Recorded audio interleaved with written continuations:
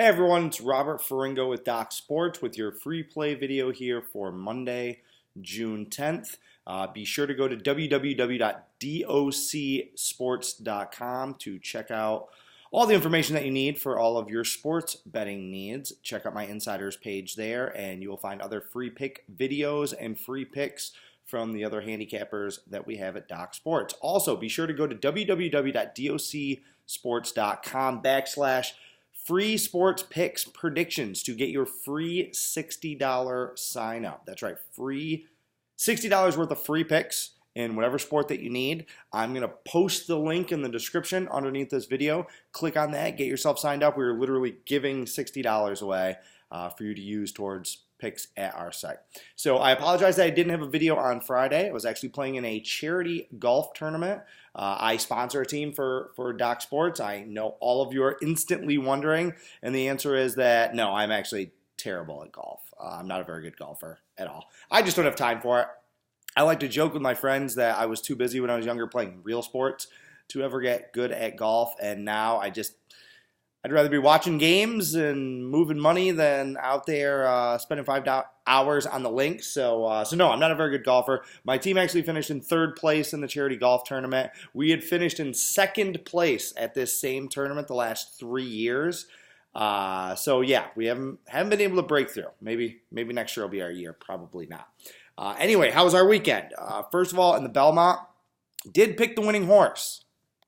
I liked the race. I thought I had it broken down pretty well. Did pick the winner, hit a real solid trifecta ticket. Unfortunately, it wasn't enough to cover the two other bets that we missed with a couple of the other long shots. I said in my write-up, the Belmont is not a favorites race. The Belmont is an underdogs race, and those mid-tier horses are usually your best bet. Those horses from 10 to 1 to kind of 18 to 1, 20 to 1, something like that. This is the 12th time in 21 years that a horse at 10 to 1 or higher has won the Belmont, so keep that in mind for next year. It is not a favorites race. The favorite, War of Will, actually finished 9th out of 10 horses, so that shows you how that goes.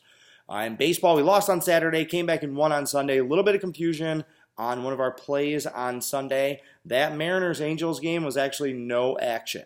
Wade LeBlanc was the listed pitcher, and I bring this up, and he did not start. They used an opener again in front of him, Seattle did.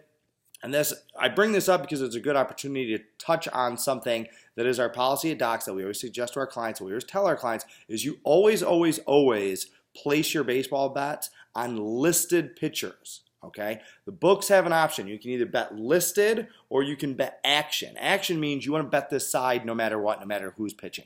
Always bet listed pitchers. That protects you in case there's a last minute change in the lineup, a change to the starting pitcher. So always bet listed pitchers. In terms of baseball today, I have a 5-unit play on the board. I haven't thrown out a lot of 5-unit plays, and honestly, this isn't one of those ones that normally I see a couple days out and I'm like, oh, that's our spot. That's a spot where if we get the number that I'm projecting, we're going to make a big play. This wasn't one of those situations. This was one that I woke up this morning, was breaking down the games, breaking down the matchups, and just the more I was writing about this game and the more I was thinking about this game, the more I was like, you know what, it's actually a really, really good situation. So I'm looking to start the week with a bang, 5-unit play among several other sides and totals. I think I have 3 other sides, 3 other very small totals. We're just dabbling early in the week, but I would like to obviously get this big pick home and get our Monday started right. In the WNBA this weekend, we won our only play. We had a pass on Saturday, and then we won our pick on Sunday. That is now an 8-1 plus 3,100 run in the WNBA. I mean, look, I try to tell you, it's basketball. And anybody that's followed me over the last 15 years at Doc Sports knows that if there's one thing that I consistently do well and consistently earn my clients money in, it's basketball. Doesn't matter if it's women's, men's, college, international, whatever. I can handicap basketball, so it shouldn't be all that surprising that we're off to a good start. I will be back with something juicy on Tuesday when play resumes in the WNBA. All right. Oh, NBA, I have no play tonight. I am done with the finals, all right? I think Toronto wins tonight. I have bet Toronto personally. That is obviously my lean.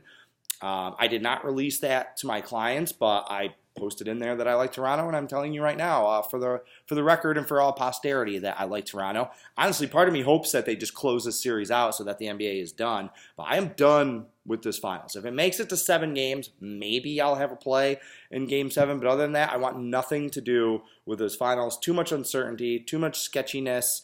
I'm done with that. And tomorrow's Game 7 in the NHL. I'm done with the NHL also. It's been 8 months that I've been releasing hockey picks.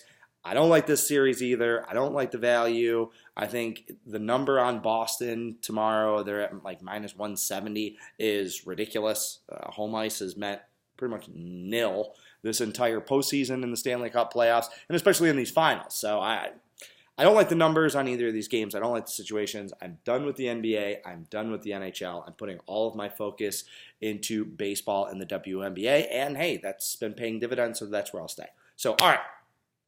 This is what y'all came here for, I suppose. Here's our free pick tonight. I like the under 9.5. Mets at Yankees. A little Subway Series action. I think that number's a little bit too high.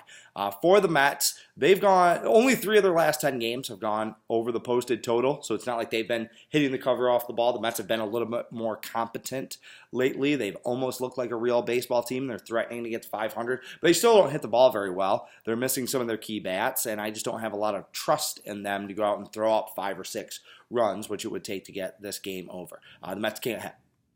Jason Vargas has surprisingly actually been the Mets' best pitcher over the last few weeks. He's coming off a complete game shutout. He's not going to do that again, and there's a natural letdown after a pitcher of his caliber goes out and throws a complete game. So I look for Vargas to get hit a little bit early, but he's actually looked good. Not only are his numbers really solid, he's got a whip under 1.0 over those last 3 starts, but if you watched him pitch, he looks like he's in a pretty good groove. And then on the other hand, you have Masahiro Tanaka, Boss Tanaka, going for the Yankees. He's one of these guys that his numbers, he's been a better pitcher than his numbers look like. Basically, over his last 6 starts, he's only had 2 bad innings. He gave up 4 runs in the top of the first to the Padres, gave up a 3-run home run to Eric Hosmer, and he gave up 4 runs in 1 inning in Toronto. Other than that, that's it. He's only given up like 4 runs in his last 40 innings. Those aren't the exact numbers, but they're pretty close over his last 6 starts. I think it's maybe 4 runs in 45 innings, somewhere around there. He's been very good, okay?